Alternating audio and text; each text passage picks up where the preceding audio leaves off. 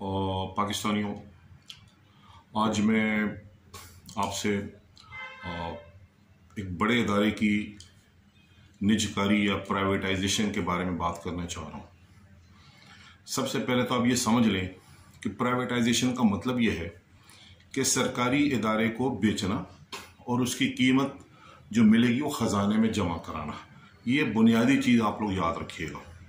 ऐसे ही नहीं देना किसी को फ्री में या कम कीमत पर। PIA का चूँकि हमारी ज़िंदगी में बहुत अमल दखल है और PIA के जो नुकसानात हैं वो तकरीबन 700 अरब रुपए के करीब पहुंच गए हैं। PIA के जो असासे हैं वो इतने नहीं हैं और अगर बुक वैल्यू पे देखा जाए तो ये तकरीबन 700-750 अरब का नुकसान है।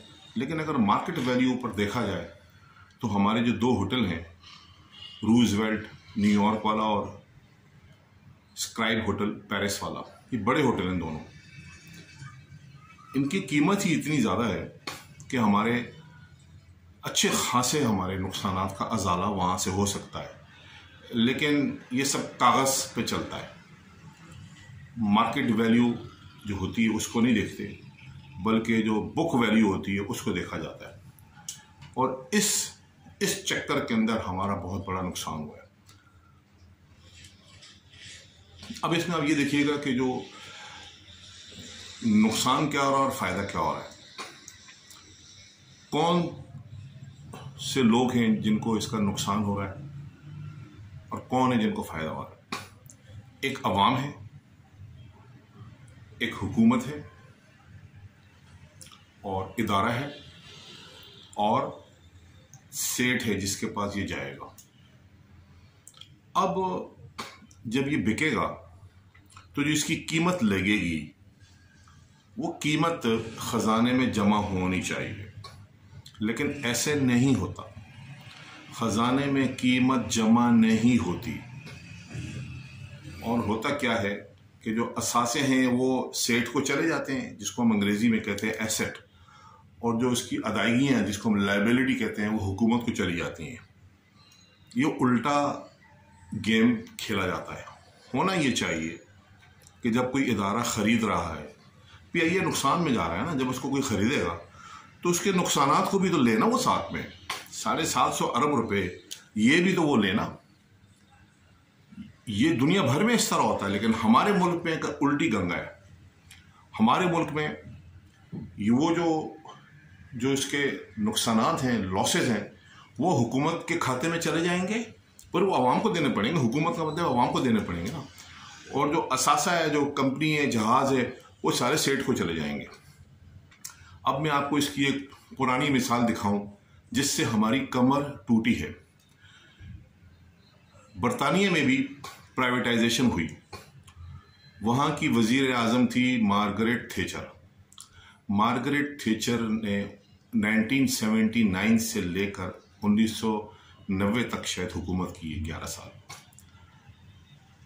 और उसने 48 कंपनियां प्राइवेटाइज की हैं, यानी कि सेठों को बेची हैं। प्राइवेटाइजेशन का मतलब है प्राइवेट लोगों को कंपनी बेचना और उसके पैसे को हुकूमत के ख़जाने में जमा कराना।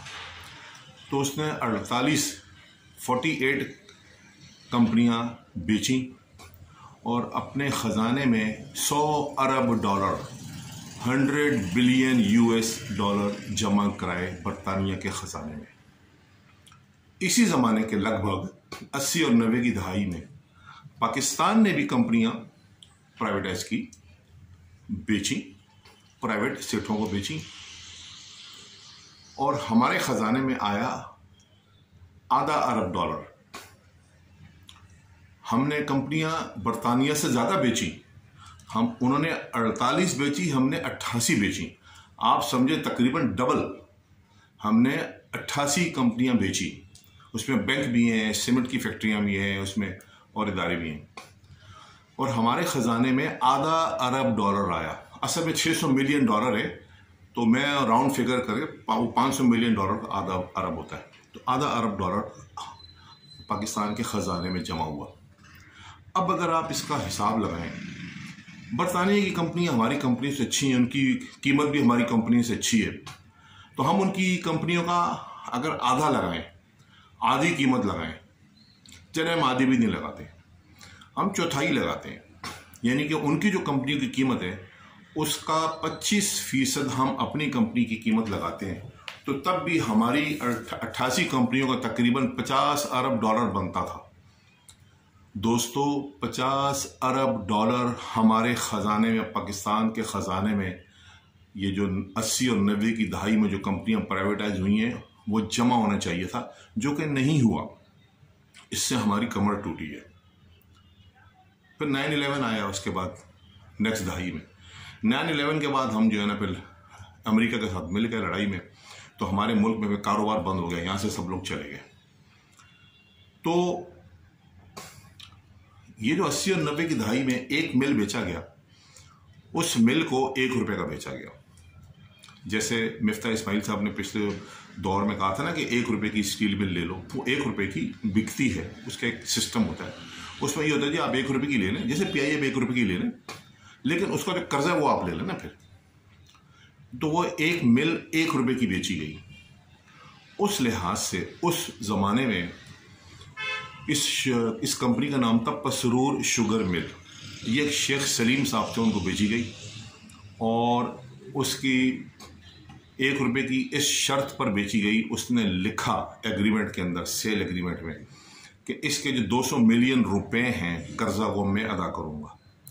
और दोस्तों, उस ज़माने में 200 मिलियन रुपए की क्या हैसियत थी? उस ज़माने में डॉलर 14 रुपये का था, लेकिन दोस्ती निभाई गई और उससे वो 200 मिलियन नहीं लिए गए। अगले कोई 16-17 साल तक नहीं लिए गए। उसके बाद भी उन्होंने दिए कि नहीं दिए।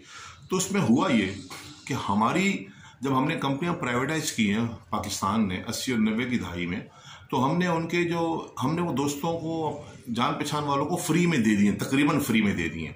ऐसे भी हुआ है कि एक साहब ने कीमत लगाई एक मिल की 2 करोड़ 60 लाख, ठीक है जी। उसने कहा जी मेरे पास 2 करोड़ 60 लाख है नहीं। 18 एकड़ की कंपनी थी, 18 एकड़ पर बनी हुई थी, उसके पास पैसे नहीं थे। उसने कीमत लगाई तकरीबन 2 करोड़ 60 लाख, लेकिन 2 करोड़ 60 लाख नहीं थे। तो कानून तब्दील किया गया कि यार इस जो कीमत लगा रहा है उसका 40% ले लो और वो मिल या कंपनी उसके हवाले कर दो। तो 40% पे उसके हवाले कर दिया गया। तो बाकी जो कीमत है वो आई कि नहीं आई, ये कुछ भी नहीं पता। तो इससे हुआ क्या, मैं आपको एक लाइन में समझाता हूँ कि जो असासे हैं वो प्राइवेट लोगों को चले गए, और जो उनके जो कर्जे थे वो हुकूमत के पास ही रह गए। हालांकि कर्जे भी तो ट्रांसफर होने थे ना। अभी PIA जो बेच रहे हैं, तो भाई PIA को आप, अभी PIA तो नुकसानात पे जा रही है, तो PIA की इतनी अच्छी कीमत नहीं लगेगी, तो PIA के असासे भी तो खरीदेगा ना। जब वो कम कीमत लगाएगा तो असासे भी तो खरीदेगा ना साथ में। ये बड़ा ज़रूरी है कि असासे भी खरीदें, लेकिन ऐसे होगा नहीं।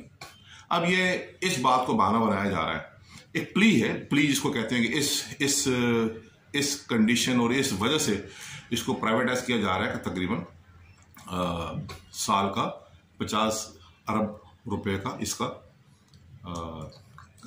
नुकसान बढ़ रहा है। वो तो बंद हो जाएगा, वो तो बंद हुआ है, लेकिन आप 1 ट्रिलियन रुपए की 1000 अरब रुपए के जो कंपनी है वो किसी को ट्रांसफर कर दोगे, या यूं समझिए आप कि उसकी जो लाइबिलिटी है जो 750 अरब रुपए हैं वो आप नहीं दे रहे हो, वो हुकूमत के पास रिटेन करेगा हुकूमत, वो हुकूमत देगा, तो फिर प्राइवेटाइज करने का क्या फ़ायदा। ये बड़ा बुनियादी नुक्ता है। हमारे यहाँ इदारे कमज़ोर हैं, प्राइवेटाइजेशन कमीशन कमज़ोर इदारा है, लिहाजा उसके ऊपर पहले भी जो है ना अपनी मर्जी की चीज़ें मुसल्लत की गई थी, कंपनियों की वैल्यू कम लगाई गई थी और औने पौने चीज़ें दी गई थी। इस पर फिर किसी वक्त इंशाल्लाह प्रोग्राम करेंगे कि हमारी जो कमर टूटी है, 50 अरब डॉलर की कंपनियां और बैंक सब मिला के ये 50 अरब डॉलर हमारे ख़जाने में नहीं आए, हमारे ख़जाने में आधा अरब डॉलर आया। अब PIA का जो इसका इलाज क्या है। अब नुकसान तो कर रही है ना कंपनियां भाई। पाकिस्तान में देखिए प्राइवेटाइजेशन में ना अब फ़ायदा किसका होगा, गवर्नमेंट का फ़ायदा नहीं होगा, गवर्नमेंट को नुकसान होगा, सारे नुकसान गवर्नमेंट को ट्रांसफ़र हो जाएंगे। एम्प्लॉयज़ का फ़ायदा नहीं होगा, एम्प्लॉयज़ की नौकरियां ख़त्म हो जाएंगी, फिर वो और कहाँ जाएंगे, कहाँ नौकरी करेंगे। लेकिन एक इंसान का फ़ायदा होगा, वो होगा उसको नया ओनर, वो फ़ायदे में रह जाएगा। इसके जो नुकसान हैं, लायबिलिटी है, वो ट्रांसफ़र हो जाएगी गवर्नमेंट को, और उसको असासे जो है ना उस साहब को चले जाएंगे और वो अपने मज़े करेंगे। सब ने यही किया इससे पहले। अब इसका पाकिस्तान में क्या इलाज है? पाकिस्तान में एक कामयाब मॉडल है फाउंडेशन बनाने का। जैसे फौजी फाउंडेशन कामयाबी से काम कर रही है, बहरिया फाउंडेशन कामयाबी से काम कर रही है, शाहीन फाउंडेशन कामयाबी से काम कर रही है, PIA फाउंडेशन बनाई जाए। और इसके जो अभी जो किया है कोर और नॉन कोर, वो नॉन कोर सारे के सारे उठाकर PIA फाउंडेशन के हवाले किया जाए, और PIA फाउंडेशन को ऐसे ही चलाया जाए जैसे प्राइवेट कंपनी चलाई जाती है। एक तो इसमें लोग इनडेफिनेट कॉन्ट्रैक्ट पर ना रखे जाए कि मरेगा तो जान छूटेगी, नहीं, कॉन्ट्रैक्ट पर रखें, 5 साल के 10 साल के कॉन्ट्रैक्ट पर रखें, तनख्वाह कंपेटिटिव हो। दूसरी चीज़ जो बड़ी अहम है वो है पेपरा रूल्स। आप लोग गौर कीजिएगा, जो हमें नेशनलाइजेशन में नुकसान हुआ, हालांकि वो एक मुख्तलिफ नीयत से नेशनलाइजेशन की गई थी, उनकी नीयत बुरी नहीं थी, उनका मतलब था कि आम लोगों को भी फ़ायदा हो, आम खाली सेठ ही फ़ायदा ना उठाएं। लेकिन वो साबित हुआ कि नेशनलाइजेशन में जो है नुकसान होता है, और जहाँ जहाँ प्राइवेट इकॉनमी होती है वो दुनिया में वो जगह कामयाब होती हैं। तो नेशनलाइजेशन में जो हमारा पहला नुकसान हुआ था, उसके बाद जो दूसरा बड़ा नुकसान हुआ है दोस्तों, वो नुकसान हुआ है 2004 में जब पेपरा रूल आए। पेपरा रूल ने क्या किया, ये आए तो इस बहाने के जी ट्रांसपेरेंसी हो, मतलब शफाफियत हो हर चीज़ के अंदर। शफाफियत तो नहीं हुई, करप्शन तो लगी रही, उसने हमारे हाथ बांध दिए। अब PIA ने कैट दिया जी हमें बोइंग जहाज़ चाहिए। मुझे याद है 737 छोटा जहाज़ होता था, आजकल जो 320 चल रहा है, सारी एयरलाइंस के पास वही जहाज़ है जिसमें 160-170 लोग बैठते हैं। PIA के पास है, एयर ब्लू के पास है, सिरिन के पास है। तो इसके बराबर जो कंपैटिबल जो जहाज़ है बोइंग का, उसको हम कहते हैं 737। हमारा सारा ट्रेनिंग उसको हुई थी, पार्ट्स उसके पड़े हुए थे, हमारा पूरा सेटअप उसका था। PIA ने ऐड दिया कि हमें बोइंग 737 खरीदना है। तो पेपरा रूल के मुताबिक ट्रांसपेरेंसी इंटरनेशनल ने एतराज़ कर दिया कि आपने नाम क्यों डाला। आप नाम, ब्रांड का नाम आप ना डालें, आप बोले जी हमें 170 सीटों वाला जहाज चाहिए। ब्रांड का नाम क्यों ना डालें, ये मैटर करता है, ब्रांड मैटर करती है ना। तो PIA के हाथ बंद गए हैं। अब PIA अपनी मर्जी से जहाज नहीं ले सकती है। कोई अफसर होता है, कोई डिसीजन लेता है, उसको पता है 2 साल के बाद मुझे ऑडिट वालों के सामने बैठा हूँगा और कोई सवाल वैसे कर रहे होंगे कि मुझे जवाब देना मुश्किल होगा, हालांकि वो ईमानदारी से काम कर रहा होगा। तो इसलिए फैसले करने मुश्किल हो गए हैं बिजनेस के। प्राइवेट कंपनियां फैसले आसानी से करती हैं, हमारे यहाँ सिस्टम को और कॉम्प्लिकेट कर दिया जाता है। अगर कोई आदमी प्रोक्योरमेंट के अंदर, खरीदारी के अंदर कोई कमीशन लेता है, चोरी करता है, उसको सजा नहीं देता, हमारा माशरा नहीं देता। लेकिन हम क्या करते हैं, हम सिस्टम में एक और चेक ले आते हैं, ये कमेटी बना दो, ये कमेटी बना दो। पर PIA में कितनी सारी कमेटियां हैं, फलानी कमेटी, परचेज की कमेटी की बात कर रहा हूँ। $100 का पार्ट आने के लिए $150 मिलियन का 777 खड़ा किया होता हमने। तो हमें फाउंडेशन जब हम बनाएंगे तो फाउंडेशन को हम ना पेपरा रूल से आज़ाद करें। जैसे भी इन्होंने 50 कानून चेंज किए ना, तो पेपरा रूल देखें, ओपन कंपटीशन ज़रूर हो, कंपटीशन होना बहुत ज़रूरी है, लेकिन उसके अंदर इतनी कॉम्प्लिकेशन आपने वेंडर को इतने सहूलत दे दी है। ये हमारा PIA का यहाँ कराची में हसन स्क्वायर पे वो है प्लानिटेरिया है, वो जहाज़ एक खड़ा हुआ है, जो काबुल अगवा हुआ था, जहाज़ लेके गए थे, वो वाला जहाज़ यहाँ खड़ा हुआ है, स्क्रैप हुआ है। वो जहाज़ के अंदर नुमाइश लगती है, लोग टिकट खरीद कर जाते हैं बच्चे, उसमें फ़िल्म चलती है खला के बारे में 1 घंटे भर की। इसी तरह उसके साथ शादी हॉल है, वो भी हम PIA का है। वो जो ठेकेदार वहाँ गया है ना, सालों से वो निकला नहीं है, कोई मसला वो स्टे लगवा देता है। तो हमारे यहाँ पर पेपरा रूल्स में वेंडर को इतनी ज़्यादा सहूलत दे दी गई है कि हम हम ना वो उसको रूल को पूरा करते रहते हैं, प्रोसीजर को पूरा करते हैं, असल में चीज़ होती नहीं है। अभी जहाज़ हमारे क्यों बार बार ग्राउंड हो रहे हैं और क्यों जगह जगह पे रुक रहे हैं? पार्ट्स नहीं है। पार्ट्स क्यों नहीं है? प्रोसीजर बहुत पेचीदा हो गया खरीदारी का। सिंपल प्रोसीजर होना चाहिए खरीदारी का। तो इसी तरह से जिससे स्टील मिल है, अब ये स्टील मिल को गवर्नमेंट टू गवर्नमेंट का बहाना है। गवर्नमेंट टू गवर्नमेंट क्यों कर रहे हैं? इसलिए कर रहे हैं कि जब आप गवर्नमेंट टू गवर्नमेंट के क्लॉज है कि एक हुकूमत से दूसरी हुकूमत एग्रीमेंट करती है, तो फिर आपको मुकाबला करवाना, टेंडर करवाना, इश्तिहार में देना ज़रूरी नहीं होता। लेकिन होता क्या है, आपने कतर है या हमारी मिडिल ईस्ट के मुल्क है, वहाँ पे तो प्राइवेट है ना, गवर्नमेंट ही प्राइवेट है। वहाँ पर किसी का भी होता है इंटरेस्ट हुआ कि एग्रीमेंट करके ले जाएगा। तो वहाँ भी फाउंडेशन बनाए, जब नहीं चल रही देखिए प्राइवेटाइजेशन होना अच्छी बात है, लेकिन प्राइवेटाइज तब हो जब ईमानदारी से हो, उसकी जो कीमत है सही मार्केट के हिसाब से उसकी कीमत खजाने में जमा हो, और उसके जो नुकसानात हैं वो नया जो खरीदार है वो नुकसानात वो अपने ऊपर लेना।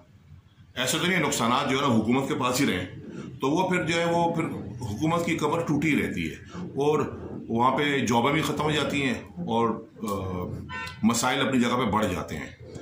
तो इसमें फाउंडेशन बनाई जाए पीआईए के लिए, पीआईए फाउंडेशन, स्टील मिल के लिए स्टील मिल फाउंडेशन बनाई जाए और इन इदारों को उनके हवाले किया जाए।